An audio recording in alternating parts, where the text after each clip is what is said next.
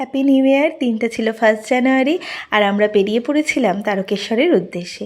গিয়ে দেখি প্রচণ্ড ভিড় আর লাইন সেখানে, কিন্তু আমাদের পুরোহিত একটি চেনা ছিল, তো উনি আমাদের খুব সুষ্ঠুভাবে পুজো করিয়ে দিয়েছিলেন বাড়ির প্রত্যেকের নামে সংকল্প করিয়ে। তারপর আমরা জল নিয়ে নিয়েছিলাম বাবার মাথায় ঢালার জন্য। সেখানেও অনেক লাইন, মোটামুটি 30 মিনিট ওয়েট করার পর আমরা জল দিতে পেরেছি।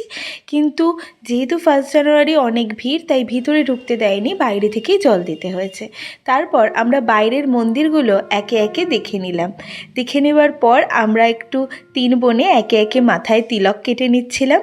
তিলক কাটা হয়ে গেলে আমরা চলে গেছিলাম মন্দিরের পিছন দিকটায়, যেখানে সবাই ইট বেঁধে বেঁধে মানত করে, আর মানত পূর্ণ হলে এই পিছনের দুধ পুকুরটাতে স্নান করে দণ্ডি কাটে।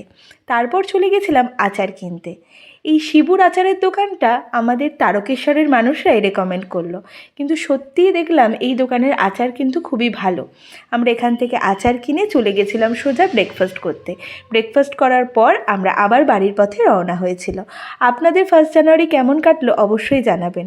টাটা। আর এই ভিডিওটা ভালো লাগলে লাইক করবেন। হর হর মহাদেব।